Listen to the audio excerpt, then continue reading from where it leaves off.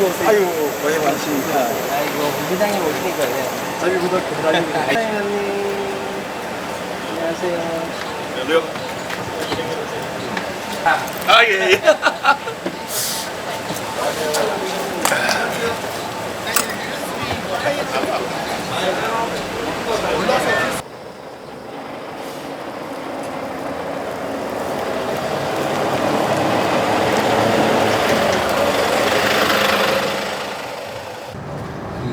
개성 포럼 회원님들 저희들이 한 140분 정도가 됩니다.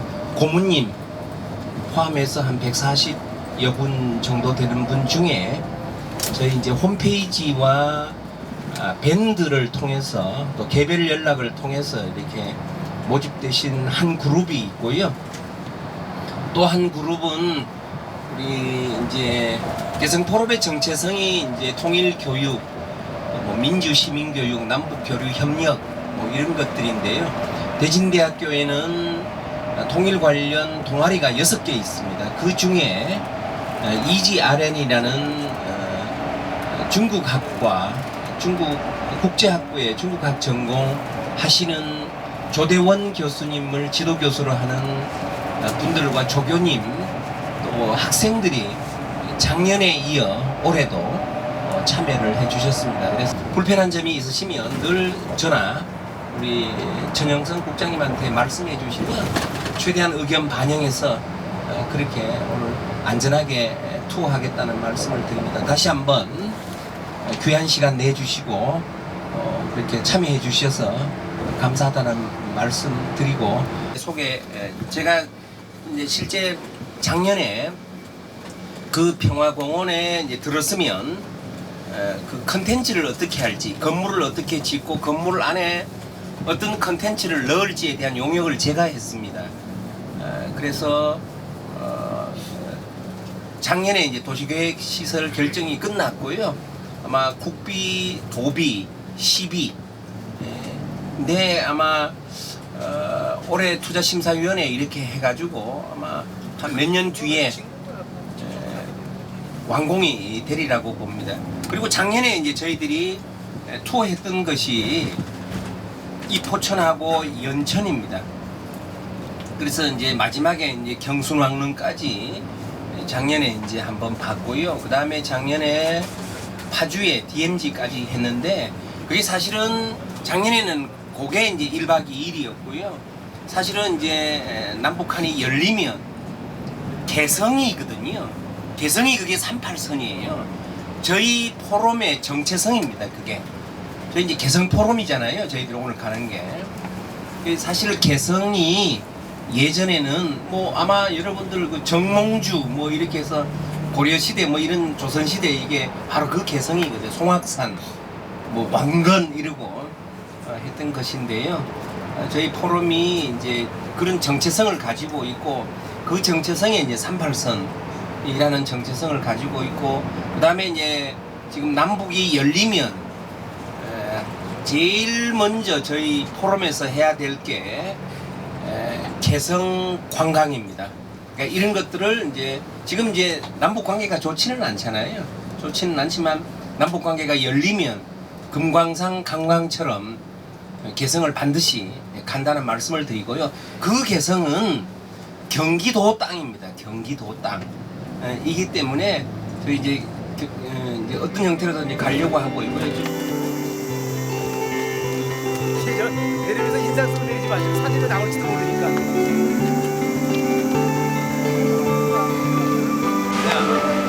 네가 작년에 나하고 여기서 많이 이야기했던 게 영상에 나오거든요.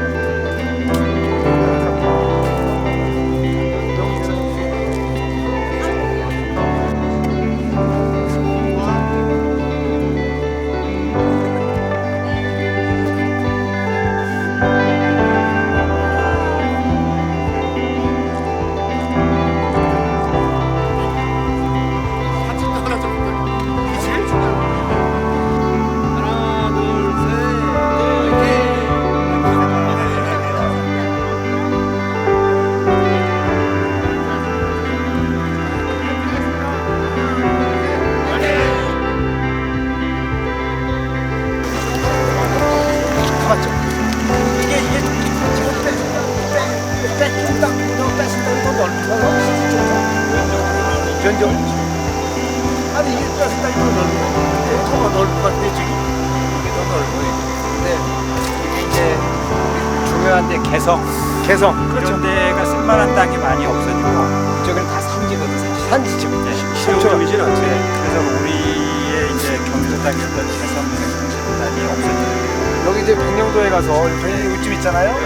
여기서 요 장단인가 장단에는 장상권 11km래. 어느 도시로 유관도 되는 보이더라고요. 그죠?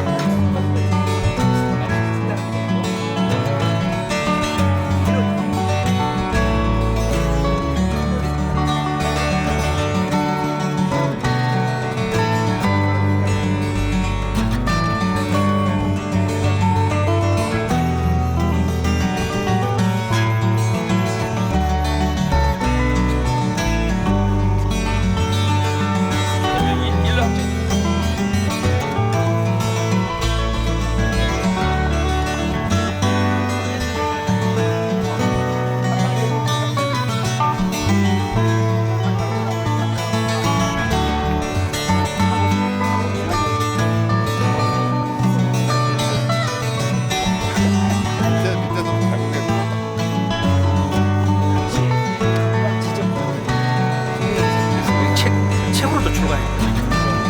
사진 먼저 찍는데요. 근데 그런 게 이제 사실은 인쇄본만이 있는 게 아니에요.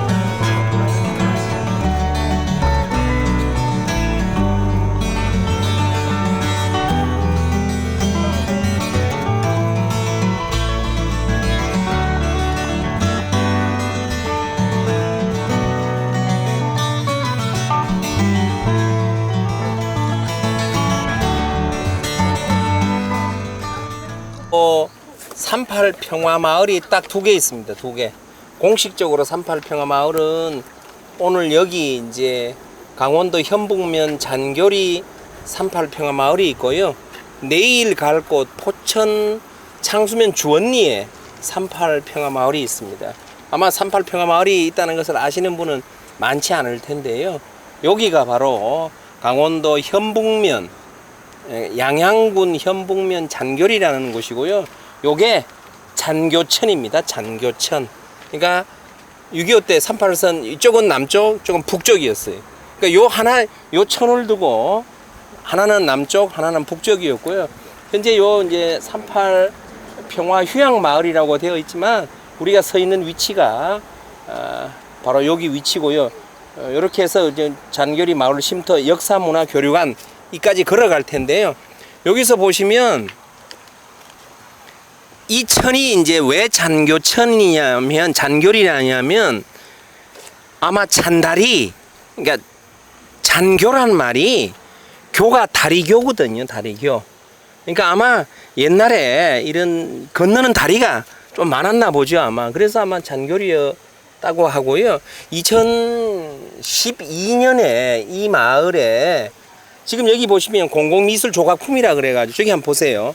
우측에 보이는 조각 마을이 있지요. 낚시하는 아마도 평화를 기원하는 뭐 낚시 제가 정확하게는 모르겠습니다만은 그런 의미를 두고 조각품들이 이제 우측에 있는 이 조각품 저기 보면 왼쪽에 보면 마을 입구에 있는 게 있어요. 그 위에 이제 우리가 오면서 봤던 종 치는 소리 있잖아요. 종도 이렇게 안에 이렇게 한번 들어가 보세요. 들어가 보시면 오늘 날씨가 좋아가지고 종은 아마 뭐 마을의 그 위험을 알리는 그런 종이었다고도 하고 또 마을에 사람들이 모여가지고 종소리 들으면 말이 조금 해요. 그런 마을이었다고 합니다. 가시면서 이렇게 한번 쭉 보시면 될 것 같습니다. 조각한테 물어봐야 돼. 아니 느낌상. 그렇죠. 그런 생각을 못. 그러니까 그런 것 같아요. 그래서 이제 서로 남북이 낚시를 하면서 좀 잘 평화롭게 잘 살자. 조각의 작품이 그 취지에 있지 않았나.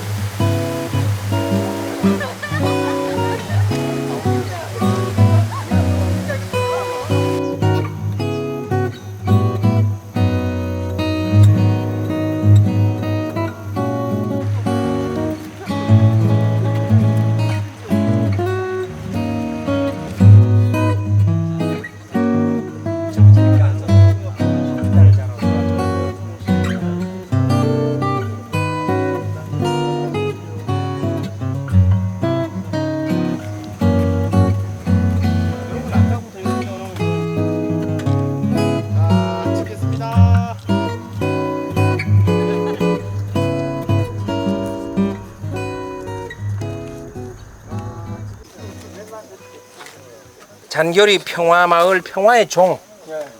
아마도 당시에는 뭐 남북이 갈려져 있기도 했고. 상전의 울림이래요. 네, 그러니까요. 그렇게 해서 이제 뭐 여기 써 있네. 건축물 중앙에 설치되어 있는 레일.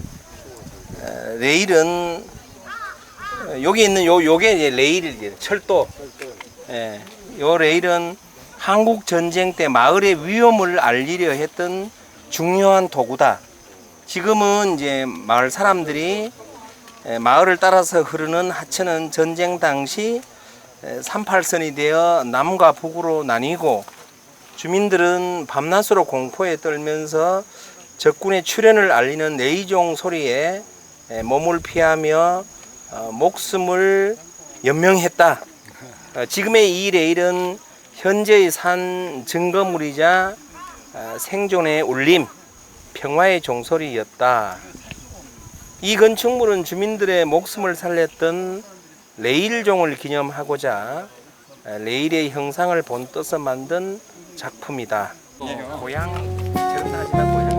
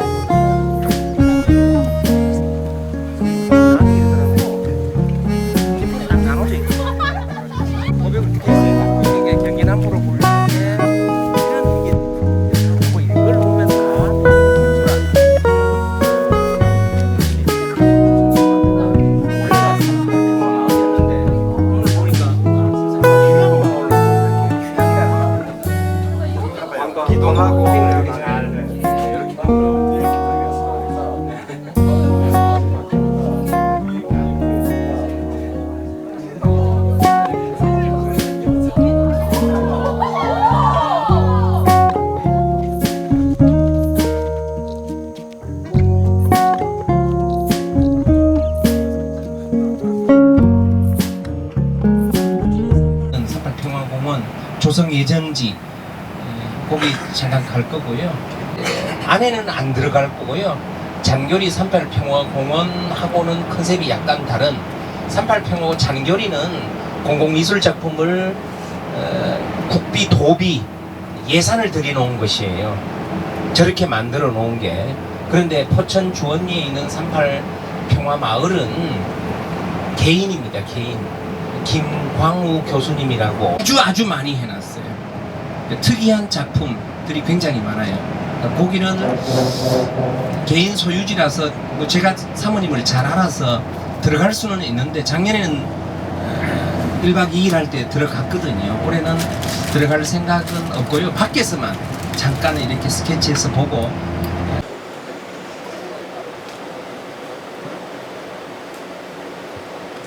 큰 박수로. 네.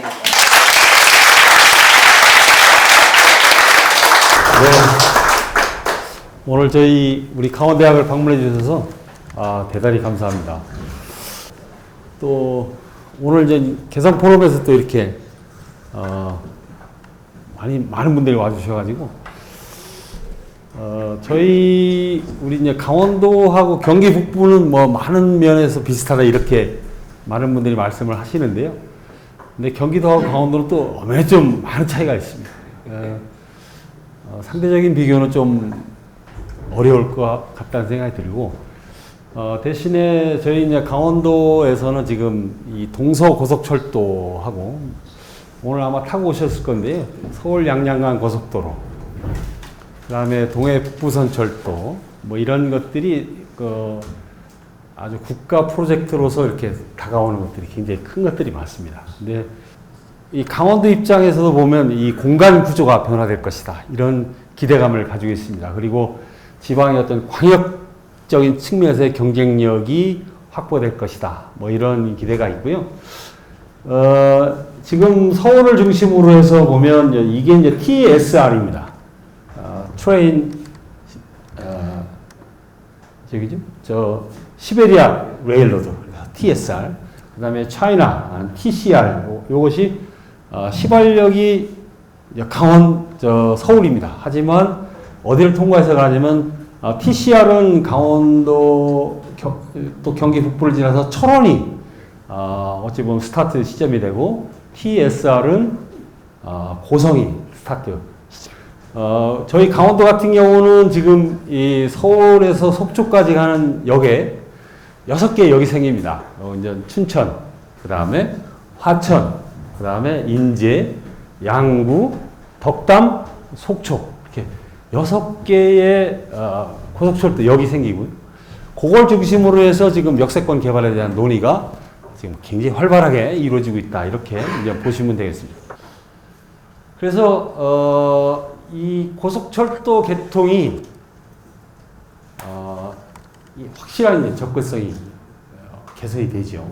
그러면 도시 환경 자체가, 그 도시가 가지고 있는 공간 개념 자체가 바뀝니다. 그래서 인구의 이동이라든지 토지 이용 변화라든지 그 지역의 산업 자체 구조가 바뀌게 되는 그런 효과를 가져온다, 이렇게 판단을 해볼 수 있겠습니다. 그러기 위해서는 우리가 먼저 뭔가를 준비해 놓지 않으면 다 아까 빨대 효과처럼 수도권이 다 뺏깁니다. 그렇기 때문에 지역 특성을 어떻게 살려서 사람들을 역으로 수도권에 있는 사람들을 불러낼 거냐. KTX를 중심으로 한, 그러니까 철도 역사를 중심으로 한 이 컴팩트 시티를 과연 어떻게 공간적으로 담아낼 거냐. 이게 핵심이 아닌가, 이렇게 보고 있습니다.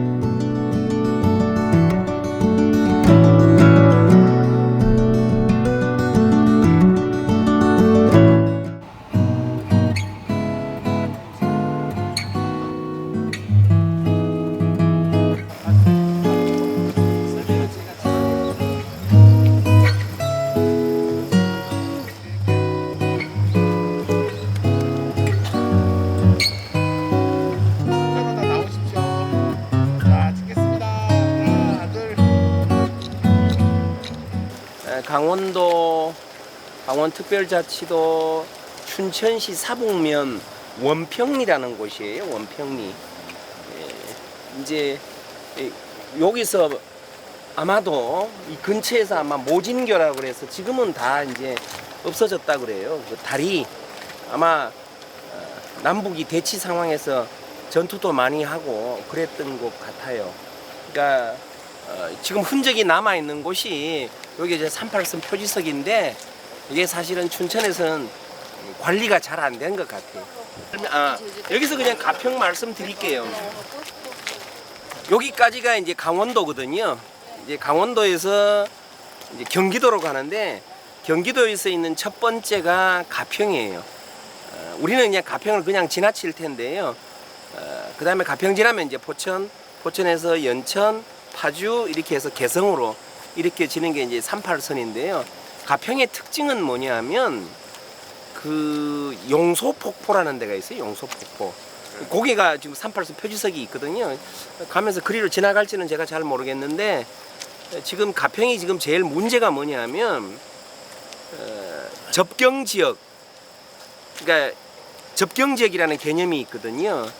그러니까 우리나라로 말하면 북한하고 이렇게 접해져 있는 지역, 우리 이제 법상으로는 접경지역지원특별법이라 그래가지고 김포, 파주, 연천, 포천. 근데 이제 그게 경기도예요. 근데 문제는 가평이 빠져 있어요. 가평에 정목리라는 곳이 있어요. 정목리. 정목리가 포천하고 화천하고 이렇게 가깝거든요. 우리 여기 지금 양주시 공무원 또 계시지만 연천군 공무원 또 계시지만 이런 지역은 법의 혜택을 받아서 이제 접경지역이라고 해서 지원을 받아요. 그런데 가평의 정목리는 접경지역임에도 불구하고 접경지역 지원의 혜택을 받지 못하는 자치단체예요. 근데 이게 이제 그러면 가평군만 있느냐?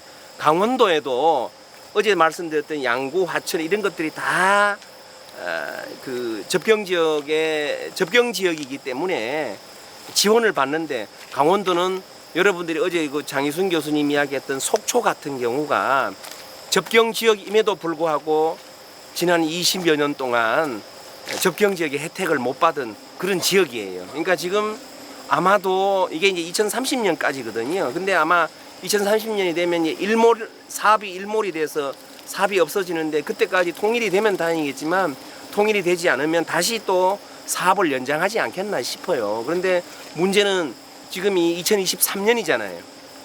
근데 이제 올해 이제 최춘식 국회의원이 이제 법을 발의했어요. 이제 법을 좀 고쳐가지고 경기도에는 가평, 강원도에는 속초 해서 이제 접경 지역의 혜택을 좀 주려고 그렇게 하고 있는데 문제는 그동안 한 20년 동안 누구의 잘못인지는 모르겠어요. 공무원의 잘못인지 어쨌든 정치인들의 잘못인지 법을 만들 때 가평도 이게 북한하고 가까이 있거든요. 있는데 혜택을 못 받고 있어요. 이건 참 안타까운 현실이죠. 가시면서 가평에 이제 정목리로 가지는 못할 것 같고요. 또 가평에 용소폭포 있는 데 가보면 38선 표지석이 거기도 있기는 해요. 근데 오늘은 시간이 없어서 그냥 포천으로 그냥 이어가도록 하겠습니다. 지리적으로 왜 38선인가? 우리가 38선 1박 2일 투어를 참 이렇게 의미 있는 투어를 하고 있는데 왜 38선인가서부터 얘기하겠습니다. 우리나라가 제주도 남단이 제주도 서귀포 그쪽이 북이 33도예요. 그리고 저 두만강과 저기 환경북도 온성군이 북이 43도고 중간이 딱 38선이에요. 그래서 이것이 뭐 나라의 국경선을 정하듯이 이렇게 고민을 하질 않고 그냥 급작스레 그냥 소련군이 이 북쪽으로 진군을 해오니까 1943년도에 유럽에서는 대략 연합군이 이기고 있었어요.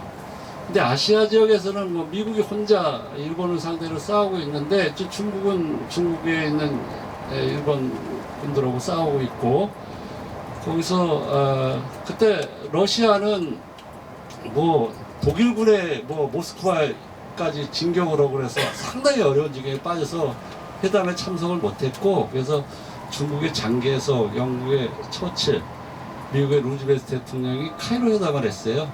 거기서 카이로 회담이 열린다는 걸 알자 그때 김구 주석이 장개석 그분을 찾아가서 우리나라 독립을 해서 거론해 다오. 근데 거기 주제는 아니었어요. 그래서 한국의 조선이 독립하는 거는 뭐 내가 도와준다고 그 영향력을 나중에 피스도 있고 그러니까 그래서 거기서 거론이 됐는데 그 다음에 45년 2월에 얄타 회담이 있었어요. 얄타가 지금 어디냐면 우크라이나의 크림반도. 그 크림반도는 저 소련이 다 분할되다 보니까 자 유럽에서 전쟁은 대충 정리가 될 것 같은데 미국이 태평양 지역에서 일본을 상대로 일본이 그 옥새 작전이라는 게 너무 악랄하게 강하게 버티니까 미국이 참 힘들어가지고 자 이제 유럽이 정리되면 아시아 전쟁밖에 없는데 소련이 북쪽에서 쳐들어와 다오.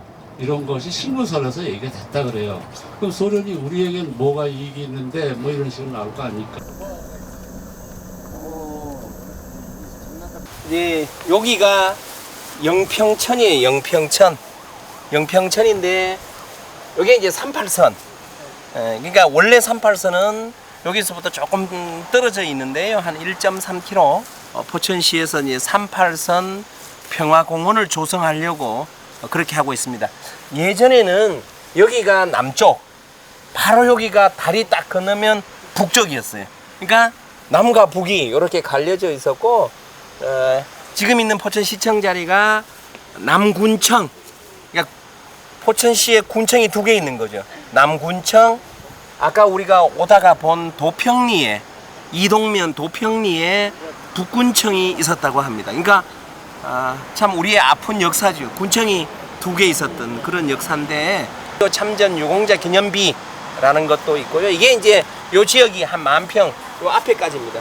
10,000평을 내서 나중에 38 평화공원이 조성됩니다. 그리고 저기에 보면 건너편에 탑들이 몇 개가 있습니다. 그래서 지금 우리 포천시에서는 여기 이제 역사문화 체험길이라 그래가지고 여기에 공원을 조성하는 것 이외에 요 밑으로 이렇게 내려가 보면 천이 굉장히 아름답습니다. 그래서 걸을 수 있는 길이라든지 이런 것들을 많이 조성을 해 두었습니다.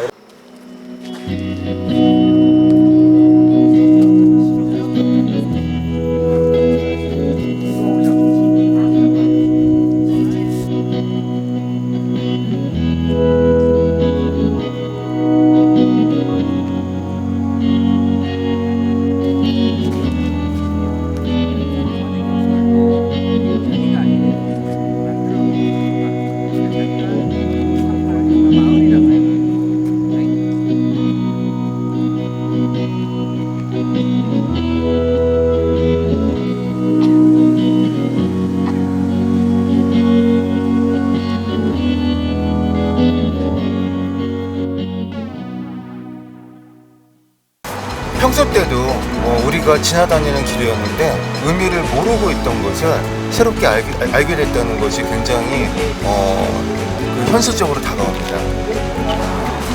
한국의 이런 분단의 역사가 방치되어 있는 게 조금 눈에 확 들어와서 실감이 납니다. 평소에 생각하지 못하고 있다가 또 이렇게 이런 기회에 와 보니까는 또 어떤 남북한의 어떤 문제라든가 그다음에 한민족의 어떤 좀 슬픔이 조금 느껴지는 이런 시간이었습니다.